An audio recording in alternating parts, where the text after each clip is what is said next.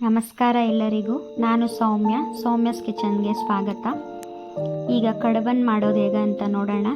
ಮೊದಲಿಗೆ ಒಂದು ಬಾಣಲೆಗೆ 2 ಬೌಲ್ ಆಗುವಷ್ಟು ಕಡಲೆ ಬೀಜವನ್ನು ಸೇರಿಸಿ ಹುರಿದುಕೊಳ್ಳಿ.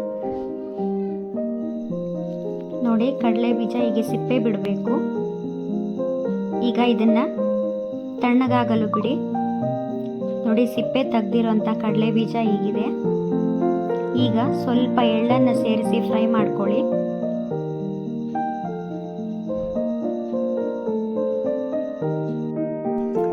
ಮಿಕ್ಸಿ ಜಾರಿಗೆ ಹುರಿದು ಸಿಪ್ಪೆ ತೆಗೆದಿರುವಂತಹ ಕಡಲೆ ಬೀಜವನ್ನು ಸೇರಿಸಿಕೊಳ್ಳಿ.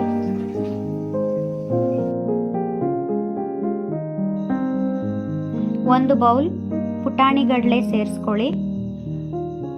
1 ಬೌಲ್ ಬೆಲ್ಲ ನಿಮಗೆ ಸ್ವೀಟ್ ಜಾಸ್ತಿ ಬೇಕು ಅಂತಿದ್ರೆ ಬೆಲ್ಲನ ಇನ್ನು ಸ್ವಲ್ಪ ಸೇರಿಸ್ಕೋಬಹುದು. ಈಗ ಎಲ್ಲವನ್ನು ಪುಡಿ ಮಾಡಿ ಒಂದು ಪಾತ್ರೆಗೆ ತೆಗೆದಿಟ್ಕೊಳ್ಳಿ. ನೋಡಿ, ಹೀಗೆ ಪುಡಿ ಹಾಕಬೇಕು.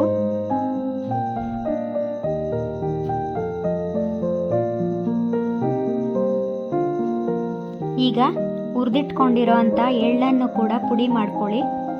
ಪುಡಿ ಮಾಡಿಕೊಂಡು ಅದೇ ಹೂರಣಕ್ಕೆ ಸೇರಿಸ್ಕೊಳ್ಳಿ.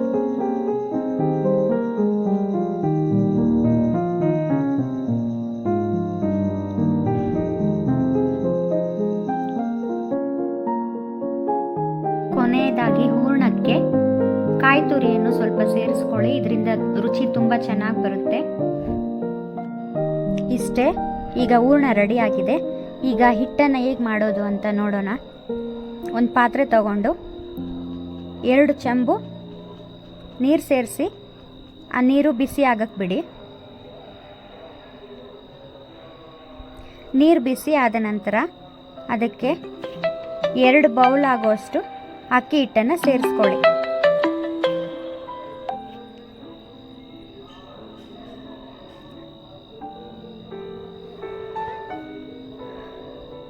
ಒಂದು 2 ನಿಮಿಷ ಹಾಗೆ ಬಿಡಿ. 2 ನಿಮಿಷ ನಂತರ ಒಂದು ಸ್ಪೂನ್ನ ಸಹಾಯದಿಂದ ಹಿಟ್ಟನ್ನು ಚೆನ್ನಾಗಿ ಮಿಕ್ಸ್ ಮಾಡ್ಕೊಳ್ಳಿ.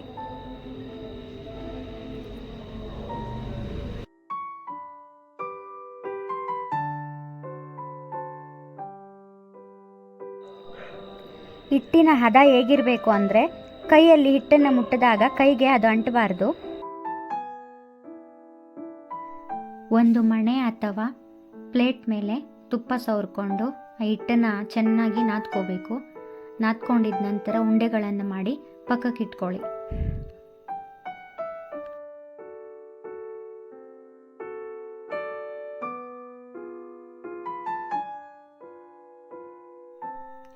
ಹಿಟ್ಟು ಬಿಸಿ ಇರೋವಾಗಲೇ ನಾವು ಕಡುಬನ್ನು ಮಾಡಬೇಕು. ಹಿಟ್ಟು ಆರೋದ್ರೆ ಕಡುಬು ಚೆನ್ನಾಗಿ ಬರೋದಿಲ್ಲ.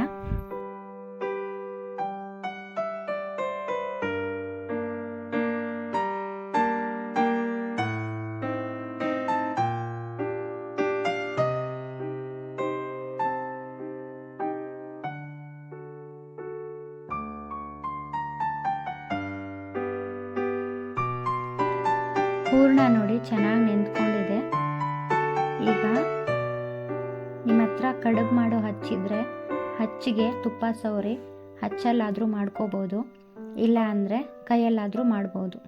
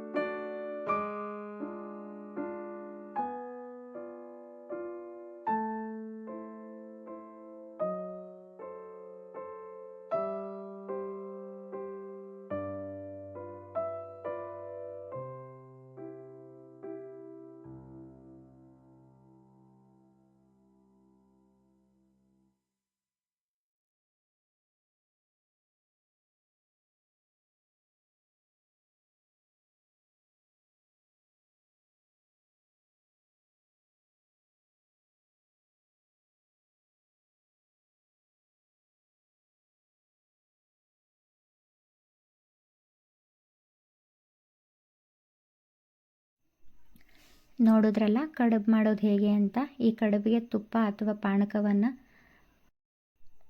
ಸೇರಿಸಿ ತಿನ್ನಬಹುದು. ಕಡುಬನ್ನು ಕೈಯಲ್ಲಿ ಹೇಗೆ ಮಾಡೋದು ಅಂತ ತೋರಿಸ್ತಾ ಇದ್ದೀನಿ, ನೋಡ್ಕೊಳ್ಳಿ. ಈ ವಿಡಿಯೋ ನಿಮ್ಗೆ ಇಷ್ಟ ಆಗಿದ್ದರೆ ನನಗೆ ಸಪೋರ್ಟ್ ಮಾಡಿ.